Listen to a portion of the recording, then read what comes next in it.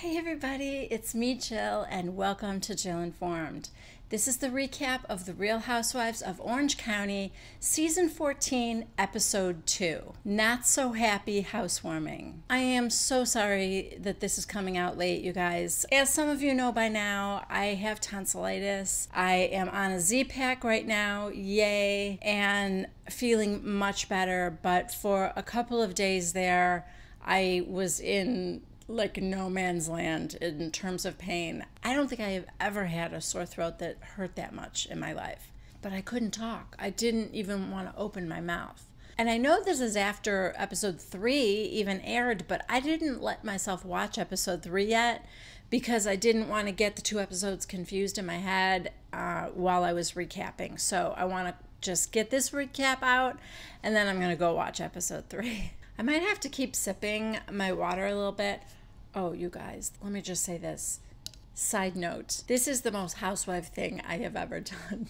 About 4 days ago, I started this and I haven't stopped. I am drinking hot water with lemon. You always see the housewives ordering that in a restaurant. I'll just have hot water with lemon. And I always think, oh my God, how many calories are in a tea bag? Just get the tea. But I started doing it because I was always sucking on cough drops or something. I don't know. The taste of the tea, I didn't want any other tastes in my mouth, I think is what was going on. And I really just started drinking hot water. And then when my husband came home, this whole time I was sick, he's been in California. He came home for one day. Now he's in New York. So, and that one day he came home, he was asking me what I wanted. And I'm like, lemons, just get me some lemons.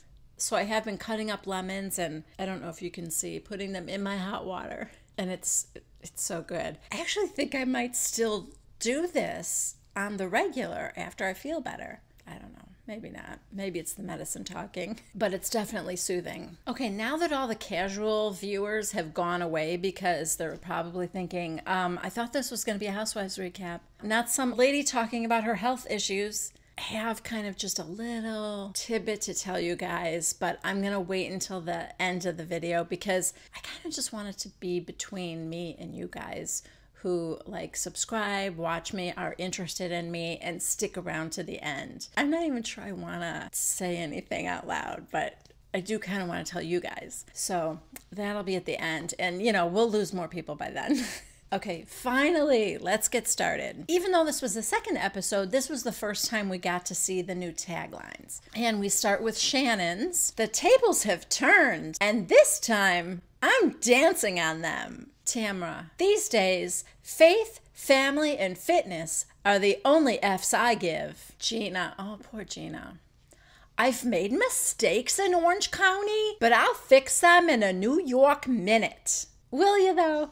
I mean, I hope you do. I do. I love you, Gina. I'm pulling for you, every messy inch of you. Emily, in a town full of blondes, I'm legally brunette. Bronwyn, I'm able to manage a family of 9 and still look like a 10. Yeah, you do, girl.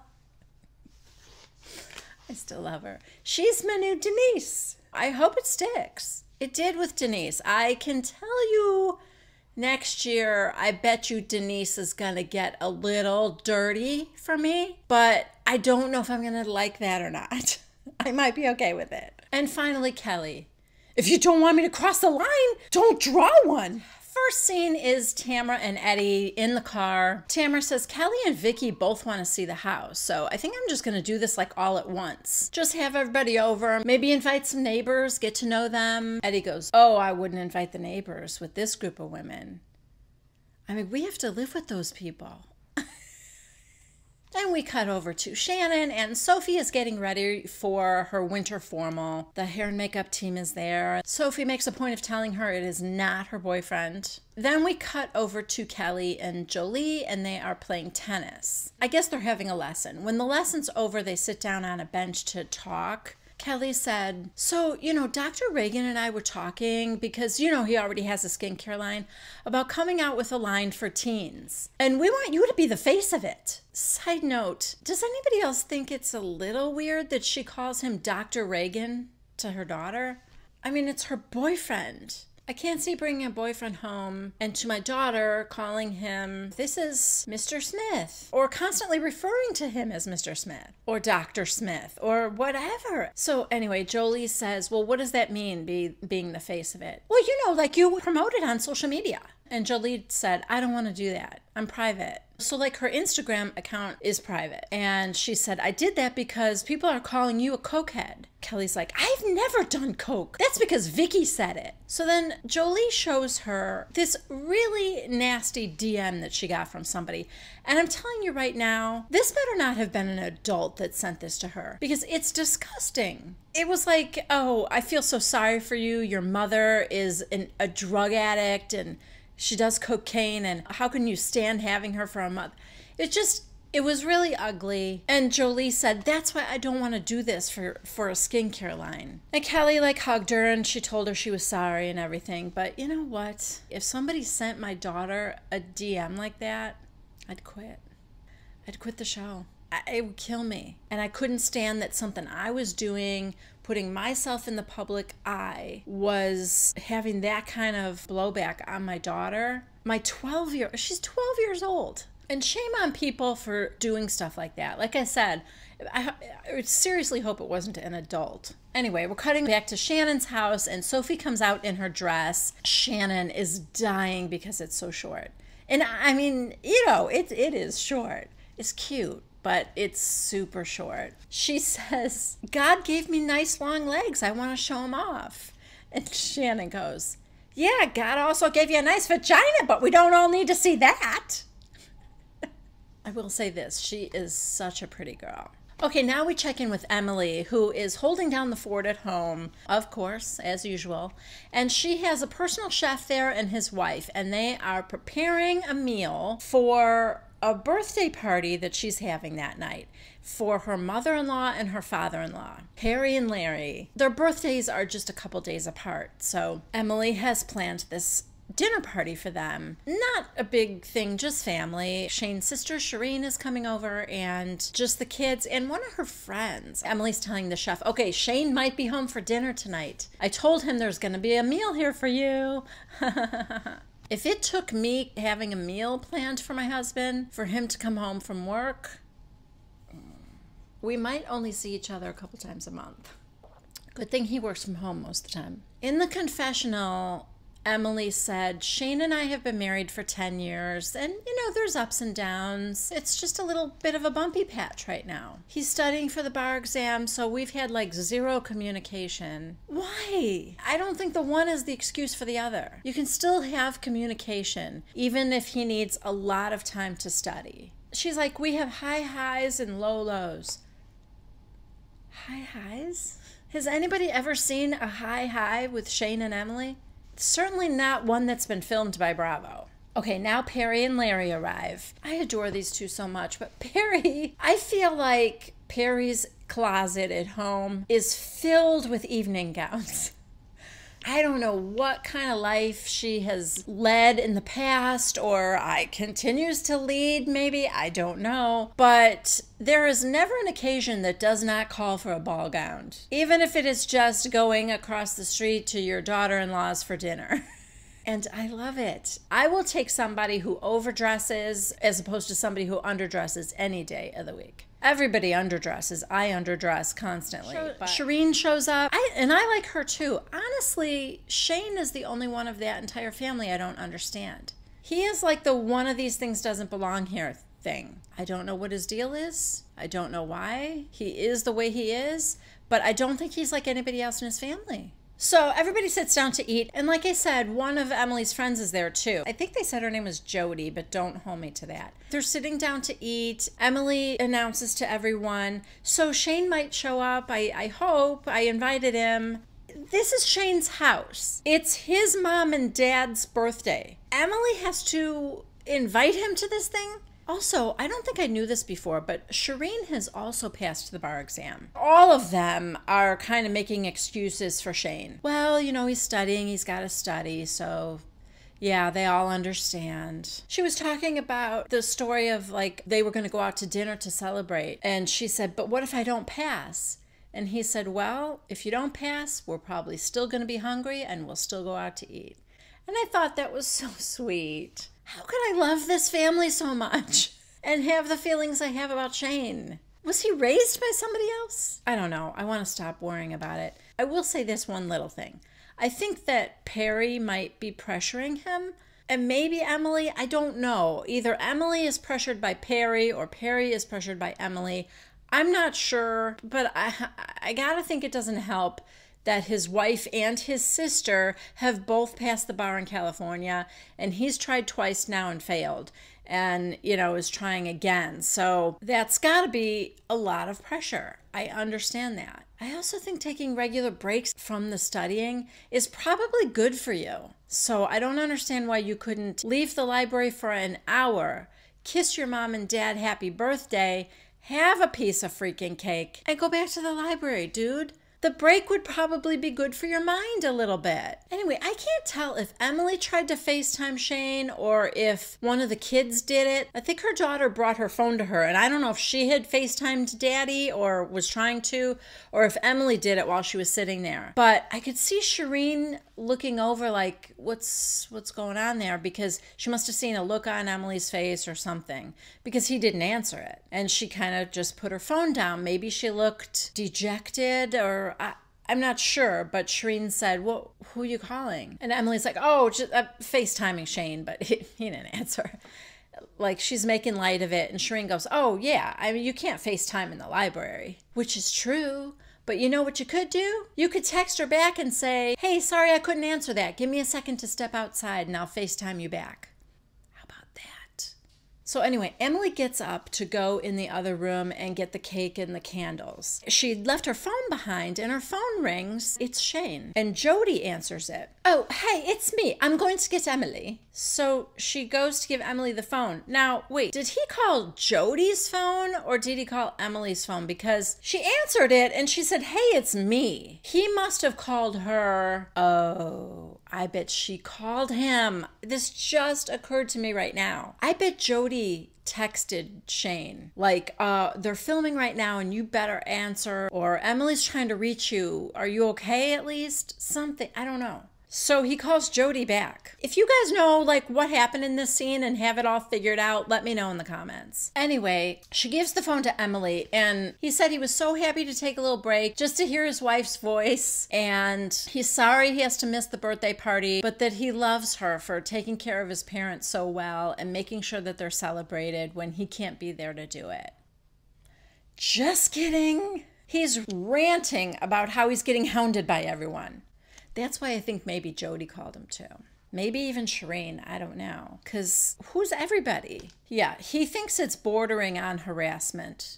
You know, if he was a lawyer, he could file a lawsuit against them all. But I guess he's going to have to hire one.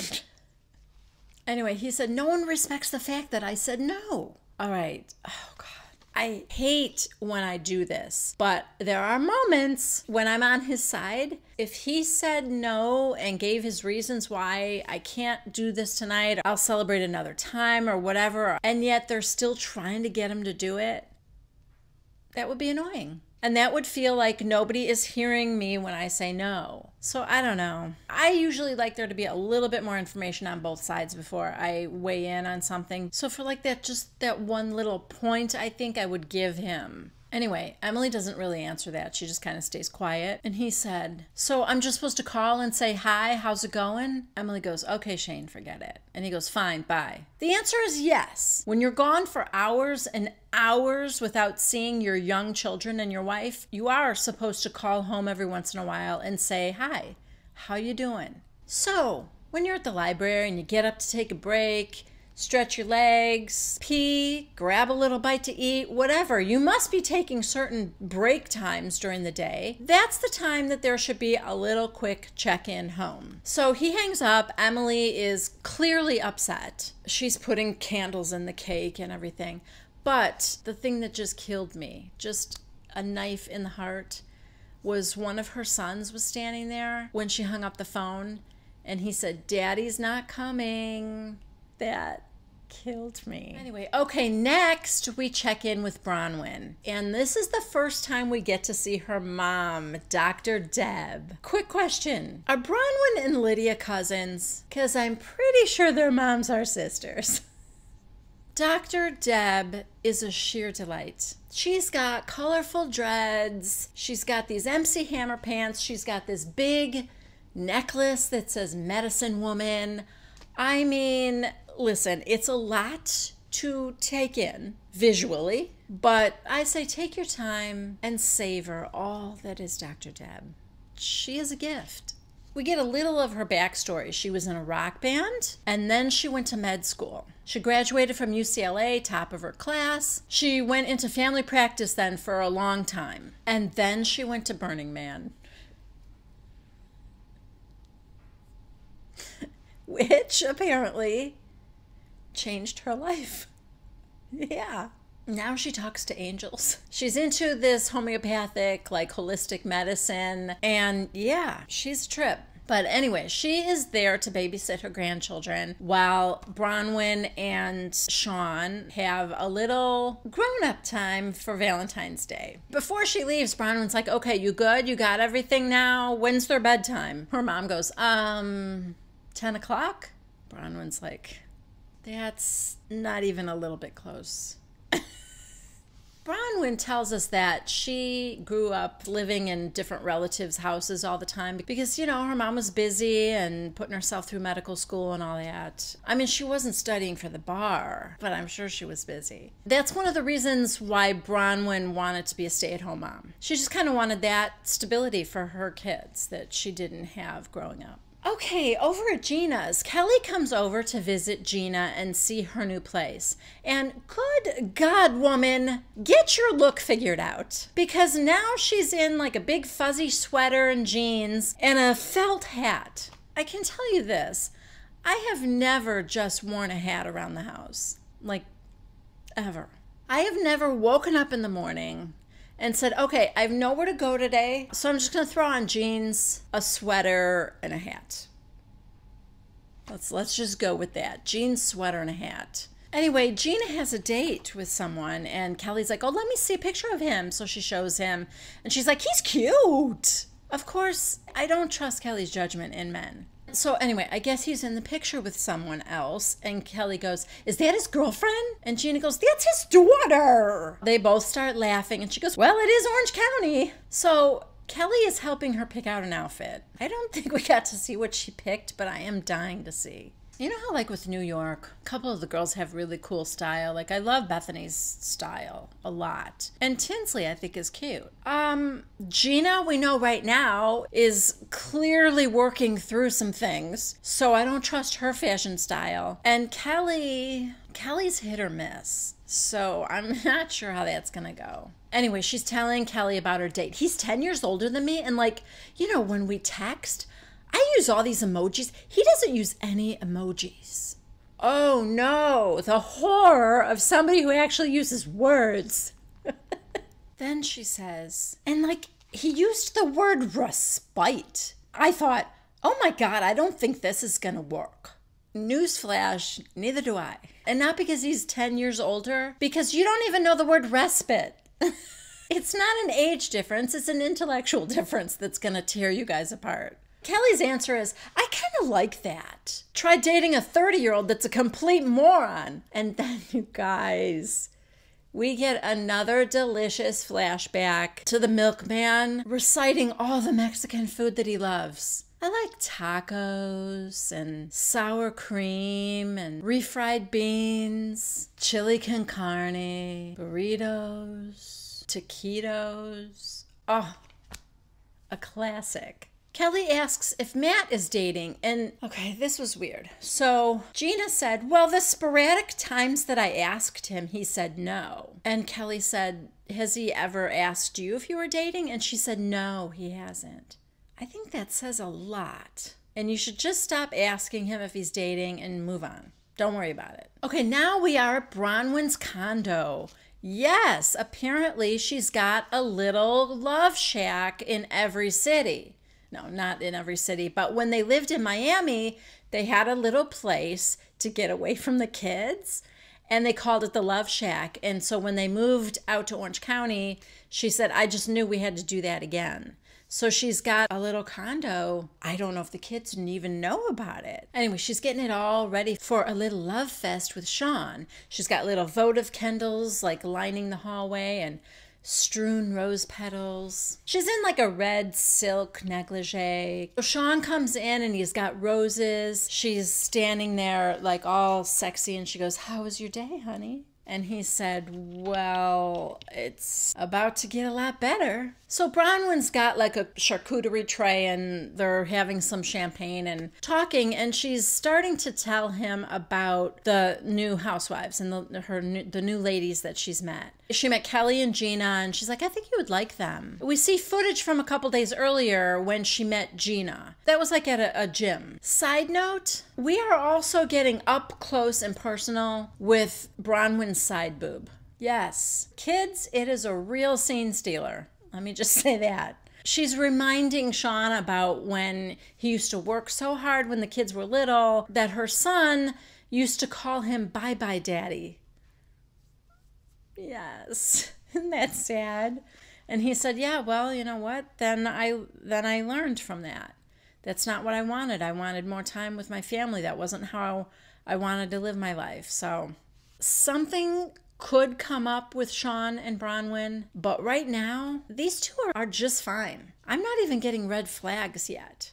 We cut to a scene with Tamra and Eddie in the car, and they're heading on their way to a restaurant to go out for Valentine's Day. And Tamra's like, do you remember a first Valentine's Day that, I guess he missed it, but he sent her chocolate-covered strawberries? And she goes, do you remember that? And he goes, mm-hmm. And she goes, no, you don't, you liar. And he goes, no, I don't remember that. Then we cut back to Bronwyn and Sean, and Bronwyn has changed into this black thing. Sean gets like all googly-eyed and whoa, ooga. And all I could think of was, you didn't say that when side boob was hanging out in your face? This thing covers her up more than the red dress did. Husband comes home. They're in a sexy red negligee with side boob for days. And then right before she wants to go in the bedroom, she changes into, I don't know, something that's almost work appropriate, I would say. I mean, maybe casual Friday. No, it's not really, but it's certainly more closed up than what she was wearing before, but whatever. Sean loved it, and that's all that matters. And then they go into the bedroom and close the door. Thankfully, we do not join them. And then, oh, bravo. You are so catty. We cut right from Sean, whose eyes look like can't wait to devour his wife, to Emily, home alone with the kids on Valentine's Day, trying to figure out which one of the kids farted, while Fisker's drinking out of the toilet. That wasn't nice. Back at Tamra and Eddie's dinner, they're talking about Vicky and, you know, the Tres Amigas and Gina getting her DUI. And then we see that text thread, which was really started by Shannon, who was like, did you guys hear? The point that Tamra was trying to make was Gina called her and told her that Vicky was being really nice about everything and trying to set me up with an attorney, and yeah, she was being really good to me. And Tamra going, yeah, that was so two-faced because to us, she's making comments about Gina. But like I said, the proof that Bravo is showing us is this text thread, which, yeah, she was, but they were like three hens just, you know, gossiping. I wouldn't blame that all on Vicky by any stretch. Also, Tamra is telling Eddie, yeah, Gina called me to tell me that Vicky was being really nice to her and offering her advice and stuff. You don't have to remind Eddie because that phone call happened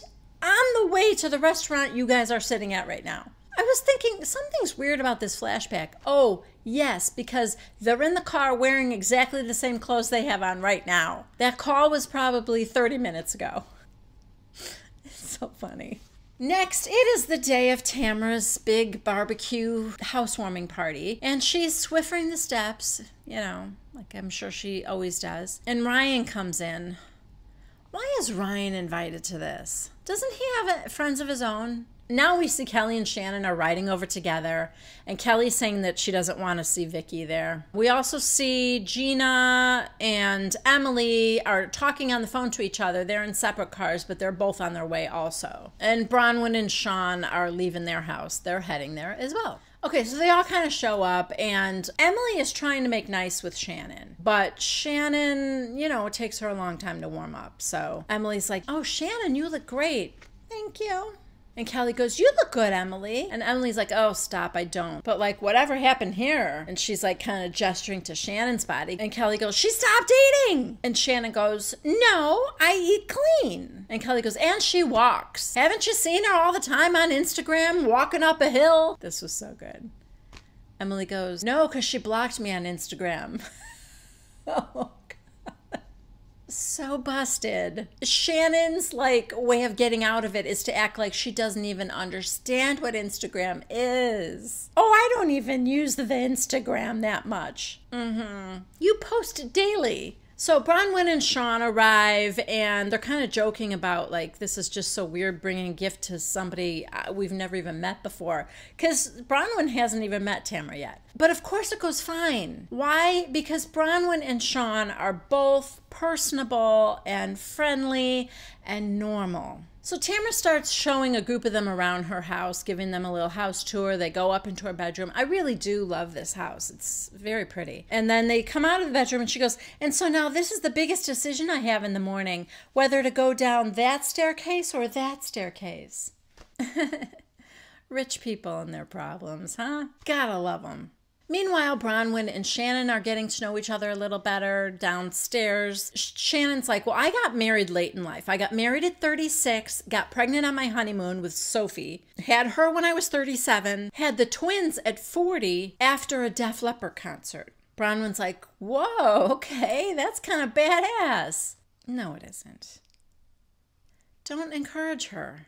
Side note, why are Gina and Emily on babysitting duty? They're over there stuck talking to Ryan. Why does he hang out with his mom's friends? That is so strange to me. Anyway, Ryan says to Emily, where's your husband? And Emily's like, who, me? Where's my husband? Yes, Emily, your husband, Shane. Remember him? And she goes, oh, he's not here. He's studying for the bar. And Ryan goes, ah, too bad. I guess we won't be able to sit back and have a couple beers together. Ryan, did you hit your head? What is happening? Emily goes, nor will you when he's done. He doesn't drink. He's Mormon. Ryan, he is? Ryan, go home. Don't you have some World of Warcraft to play or something? Anyway, now we go over to Kelly and Bronwyn. And Kelly's trying to pre-poison Bronwyn a little bit against Vicky. Vicky's not even there yet, but Kelly's kind of giving Bronwyn an earful. Now Shannon and Tamra are upstairs in one of Tamra's bedrooms. Tamra goes, you know Vicky's coming. She said she's going to bring the pig video. Now, I didn't know this existed until that very moment, but the second I heard pig video, I knew I needed to see it. I mean, that was just a given. And thankfully, Shannon pulls it up on her phone. Okay, well, it's actually funny. I don't have an iPhone 10, so I don't get to do this fun thing where you can use an emoji and talk, and the emoji moves its mouth with your voice and what you're saying coming out of it. So it's the pig emoji with Kelly's voice. And she has apparently sent this to Vicky, but it makes Kelly look like a pig because Kelly's the one talking through the pig's mouth. Also, it's a little bit cute, but it is Kelly's voice, and she is threatening Vicky. You want to fuck with me? You little pig of a fucking bitch? Don't text me. Don't write me. The best is when Kelly laughs, and this little pig laughs. It is so cute. Ha ha ha ha ha. Even Tamra has to laugh a little because it's funny. Yeah, I mean, it's rough, but it is Kelly Dodd. And if you don't want her to cross a line, don't draw one. In Tamra's confessional, she reminds us that Slade Smiley was the first one to call Vicky Miss Piggy, and because of it, she got a nose job. So she was very hurt by it. And that's true, but let's not forget, she is friends with Gretchen and Slade now. All right, now Vicky and Steve arrive. Tamra and Vicky head into the backyard and they walk up to Kelly, Bronwyn, Gina, and Emily. And Vicky gives a hug and a kiss to Emily. Gina, hi, how are you? Hug and kiss. She looks over at Kelly. Hi, Kelly. Kelly pulls a Shannon. And then she ignores Bronwyn and kind of wanders away a little bit. So strange. I know everybody's tense, but could nobody, Tamra, how about you? Could anybody have introduced her to Bronwyn? All right, so they go off. Now somehow Vicky is engaged in a conversation with Sean. Tamra says, tell me about your necklace. And Sean goes, oh, this one, it's a spiral from Hawaii. Vicky reaches out and she's like touching it and she goes, it looks like a snail. And Sean goes, yeah. He's talking to her like he might maybe talk to one of his 5-year-olds. Yes, right, exactly, because the shape is similar, isn't it? It was just funny. In Bronwyn's confessional, she said, I don't know if Vicky is flirting with my husband, but ew. And that, my friends, is why I love Bronwyn. What more do you need to know that you could actually be friends with this girl? So Bronwyn goes over to where they are. Vicky said, I haven't met your friend yet. Shannon goes, oh, this is Bronwyn. You're going to love her. And they get introduced, but then the party planner comes up right then and says it's time to go eat. Kelly keeps avoiding Vicky, so when Vicky comes over to the table where all the ladies are standing and eating, Kelly walks away. Then Bronwyn and Shannon go to check on her. Then Gina leaves. All that's left is Tamra, Emily, and Vicky. Asks Emily, did you hear about the pig video? And Emily's like, no, but I get it. People have called me a pig too. Now Emily leaves. Tamra goes, oh great, another one's gone. Over her shoulder, Emily's like, I'm just going to the bathroom. I'll be back. No, you won't. You know it. They know it. Just go. Inside, Emily tells Kelly that they're talking about the pig video now. Kelly's like, oh, but did she tell you what she did to provoke that? Outside, Vicky tells Tamra that she's going to approach Kelly. And Tamra goes, but saying somebody did cocaine. And Vicky goes, does. Oh my God. She had to correct Tamra from saying did cocaine, past tense, which was bad enough, by the way. And then she herself very quietly said did, because you don't really know. And I feel like Vicky can't control things that are coming out of her mouth or something. Tamra goes, you said she did cocaine. Does. Did. I know people that have done it with her. Okay, who? Tell us right now, Vicky, which of your friends are doing cocaine with Kelly Dodd? Because I don't buy it. Or is it that one friend of yours who also saw Eddie making out with some guy at a party? Is it that friend? Because that got you in some pretty bad trouble last year. So anyway, Tamra goes to tell Kelly that Vicky wants to talk to her. And Kelly's like, nope, not interested and not gonna do it. So Vicky kind of wanders in and Tamra, this was so shitty of Tamra too. In front of everybody, which I think is embarrassing, and I also think it's why Vicky answered the way she did. She goes, she doesn't want to talk to you. And Vicky goes, good. I have plenty of friends. I don't need her. Well, that was stupid. You shouldn't have said that. And Tamra, you are just always going to be a mean girl. Now she's getting on both Tamra and Shannon for not just totally blindly sticking up for her. Tamra and Shannon are both coaching Vicky on what to do. Shannon said, just ask her, what can I do? How can I make this better? Like Vicky's like, okay, I got it in my head. All right, this is what I'm going to do. I'm going to approach her and that's what I'm going to say. That's not exactly what happened though. Vicky approached Kelly, asked her if she could talk, and Kelly said no. And instead of saying, what can I do? Vicky said, seriously? Seriously, Kelly? And Kelly's like, yeah, seriously. And Kelly, just like she said, I'm removing myself from the situation. If you're outside, I'm going to go in the house. And Vicky chased her in one door, in through the house, through the kitchen, through the living room, out another door, back outside again. It was insane. Kelly is trying to get away from you. Kelly doesn't want to talk to you. You have to respect that. By the way, she wasn't just following her. She was yelling at her the whole way. Oh, so do you think you're so pretty? You think you're a beauty queen, Kelly? Kelly, no, I don't. Vicky, do you want to be friends with her? You don't care about her. You just wanted to yell at her and you wanted to publicly shame her for that pig video when the cameras were rolling. You weren't trying to rekindle a friendship. Just be honest about that. Finally, they are all sitting on the couches together outside in the back, Kelly included, and Vicky said, "I care about you, Kelly." And she goes, "No, you don't." Under their breath, Tamra and Shannon are going, "What can I do? What can I do?" Like they're trying to feed the prompt to Vicky. She is not catching their signal. And finally Kelly goes, "You don't understand what you've done. You hurt my daughter." Well, this shut Vicky up for about 2 seconds. And she said, "I don't want to hurt your daughter." And then Kelly kind of gets up and she yells, "Have you ever seen me do cocaine?" And that is where this episode ends. And I'm almost out of my hot water with lemon, which was a godsend for my voice right now. If you liked what you just saw, please give it a thumbs up and subscribe to Jill Informed. Also, click on that bell. I know I told you guys that I was sick, but I think only those of you who clicked on the bell icon were alerted to that because it wasn't an actual video. So go ahead and click on the bell icon too if you want notification every time I have something new come out. As always, I want to hear what you guys think, so leave your comments down below. And I will see you next Tuesday at 1 p.m. Central Time for the next recap of The Real Housewives of Orange County. Bye-bye.